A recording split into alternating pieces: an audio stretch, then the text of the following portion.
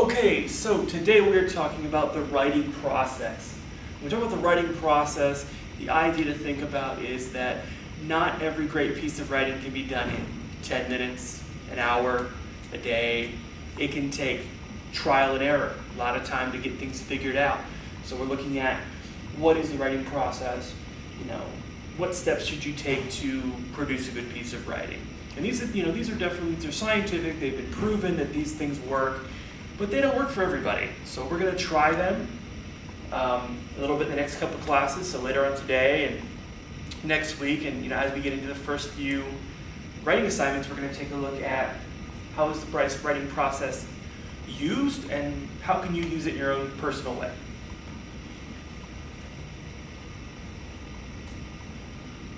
Okay, so when we talk about the writing process, there are three things that we talk about specifically, three stages. So the invention stage, the composing stage, the revising stage. So invent, compose, revise. They don't always go in the same order. So they sometimes go in cycles. So in this presentation, there are definitely some diagrams that come up.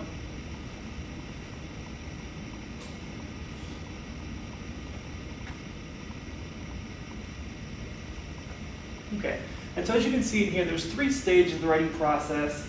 So we say you begin by inventing, coming up with an idea, you move into composing, which is the actual writing, and then you get into the revising stage, which is the making changes for content and other issues. So, and again, we call them circles because sometimes you circle back. Sometimes you'll go with some ideas, you'll start writing them. They won't quite work, so you'll go back and come up with some more ideas. Or you'll have your idea, you'll write it, you get to the revising stage and you realize you're missing something. So you'll go back and start thinking, what can I add to it? How can I tweak it? Those kinds of things. And then you get back into composing, revising. So it's circular. So you don't necessarily have to go through all the steps, but a good piece of writing generally does at least a little bit of each one of these. And we're going to take a look at each one of them in a little more detail here in just a moment.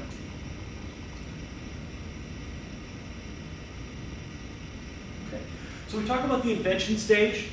This is where writing really starts. This is what you might have heard referred to previously as pre-writing or brainstorming or any of those kinds of things, because that's really what happens in the invention stage is you come up with those ideas.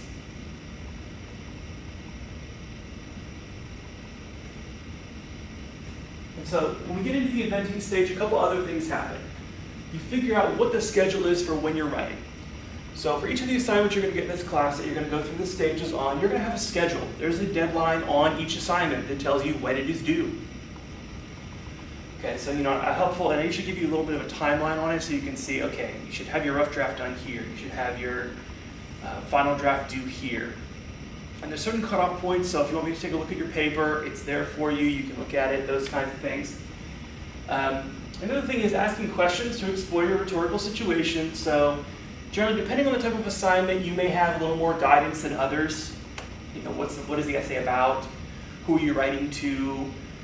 What type of writing is it? It's always going to be an essay, pretty much in this class.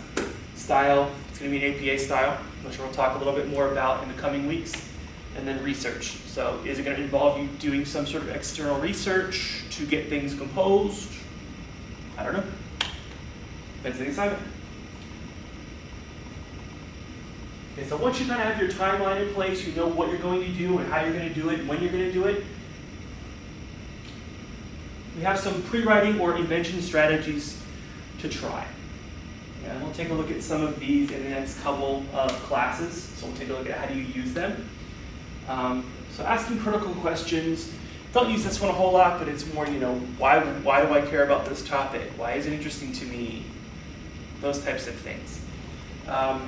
Free writing and brainstorming. So free writing is a really helpful one sometimes. It's very time-based. So you set a timer for 10, 15 minutes or so, and you just start writing. You don't censor yourself, you just keep writing until the time runs out.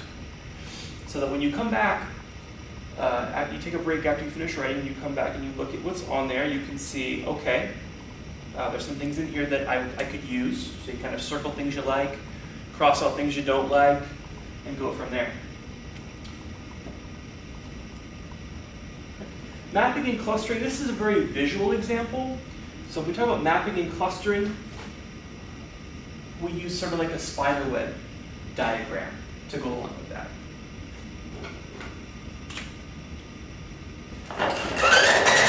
So for example, if we were going to do, you wanted to write an essay about dogs. Okay, you could write an essay about dogs all day, but if you don't hone in on more specific topics, more specific ideas, it's going to drive you crazy. Okay, so if we have a general topic of dogs, we might go ahead and branch off in some way and look at different breeds of dogs. So we've got poodle, got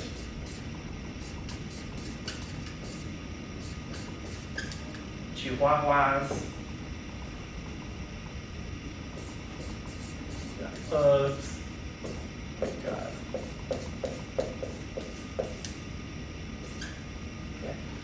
and so again, these are more specific types of dogs. So you can even break these down further. So I have a pug, so if I'm going to talk about my pug, I think about characteristics that describe a pug. So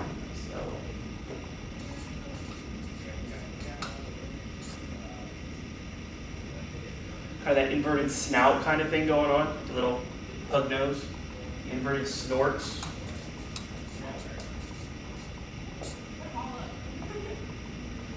My pug smells like Fritos, so he's kind of got a funny little odor to him.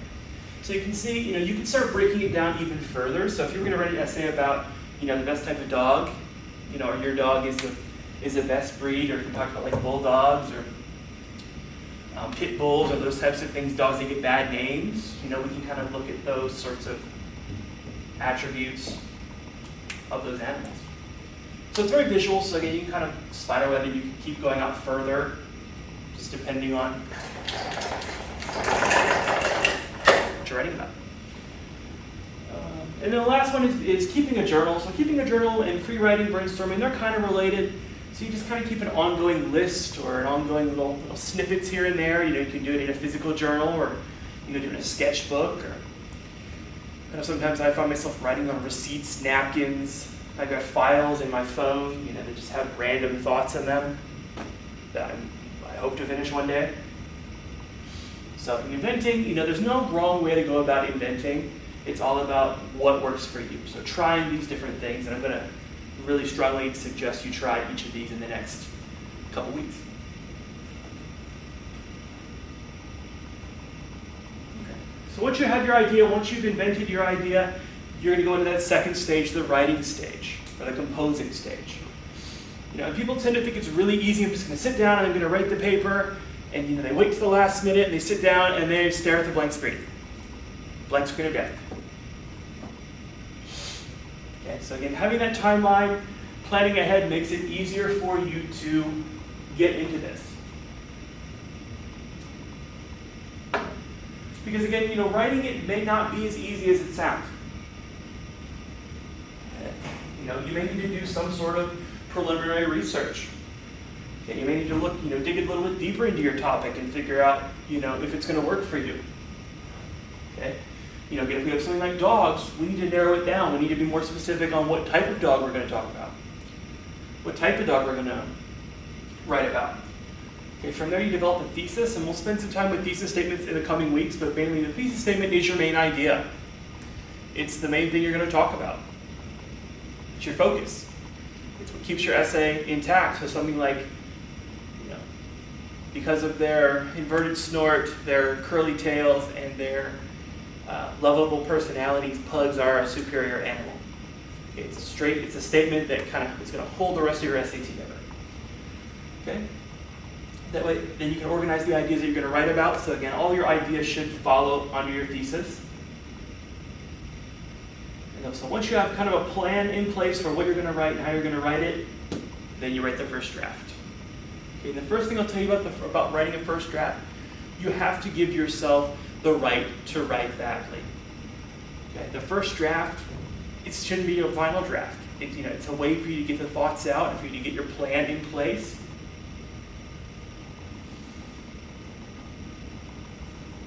Okay.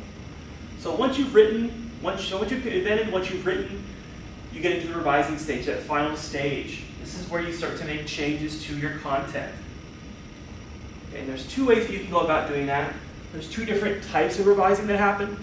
The first one is the reviewing stage.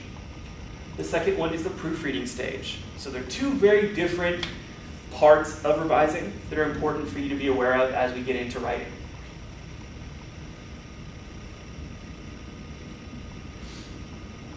Because when we talk about reviewing, this is where we look at the content. We look at the essay and see, okay, does it have everything it needs to have? Does it give me, a strong introduction? Does it have a closing? Does it have a body that flows really well with the rest of the essay? Is it clear? Is it organized? Are the paragraphs manageable? And does it have a beginning, a middle, and an end? It also looks at, do we have enough details? Do we have enough facts? Do we have enough figures? Do we have enough evidence to support your argument?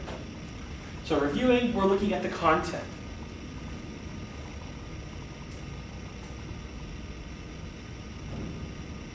Okay? And so when we go about reviewing content, there's 4 stages that really you should go through. So 4 things that might happen in your essay. So we look at refocusing. So if you look at the essay and it's still very broad, like it could definitely use some more definition, like we're talking about dogs and you're just saying dogs in general are 4-legged creatures. Tails, and doe eyes, and panting. Great, but give us some more details on it. So you may need to refocus your essay. You may need to add some additional details to it. Reordering, you may need to move some things around. You may need to move the second paragraph down further. You may need to pick a detail from the end and move it to the beginning. So just playing around with where things are on a page. Adding, so again we go back to refocusing a little bit. Again, if you don't have enough content, you may need to add to it. You may need to supplement, give us more to think about. And the last one, cutting. Cutting is sometimes the hardest thing for a writer to do. Okay, personally, I love to cut. I love to just take an essay and just, don't need that. But it can be difficult sometimes. So that's another reason why it's very important to start writing early and to give yourself enough time to kind of marinate on it. You give yourself time to make revisions. So again, if you don't need to have a whole paragraph about the color of a dog's tail, minimize it. Take half of it out. Okay, don't feel like you have to write 40 pages because you don't. These aren't intended to be long essays. So refocusing, reordering, adding, and cutting are reviewing strategies. Okay, so again, the second stage of revising, this is your proofreading stage. And this is the nuts and bolts. This is the grammar check. This is the mechanics. So we're looking at the format of the paper. Is it an APA style? Are the sentences clear? Can you understand what's being said in them? Spelling and punctuation. Is the spelling and the punctuation, is it clear? Can we understand what's going on? Are you using the right there, and there? Okay. So again, we look at proofreading, again, we look kind of at the nuts and bolts of things. Okay. And so we give some additional tools to help you with proofreading. So run spelling and grammar check through Microsoft Word or whatever program you're writing in, because it'll catch a lot of things. It won't catch everything, but it'll catch a lot of things. Another strategy that sometimes works is you take the paper and you read it from the last paragraph to the first paragraph. You start at the end and start and work your way forward. Because the idea is the paper should read the same from the beginning to the end as it is the end from the beginning. Just that way it's balanced. Obviously you can talk to me. Obviously I'm very happy to take a look at your work in process. So see me during tutoring hours, see me during office hours. You can email me a copy of it before the due date. I'm happy to help you with that. All right, just remember you are smarter than the computer. Again, you've learned a lot of things in reading and writing, and we're going to continue to do those this quarter. But it's very important that you know that you have the ability, and that's what we're going to really focus on as far as building your confidence as a reader and a writer. And just bringing it back full circle, we've got the 3 stages of the writing process: inventing, composing, revising. So those are what we're going to start looking at. So go ahead and take a look at some of the additional support documents that I posted. So take a look at what's posted for this week and do any assignments that are due. And I will see you in class.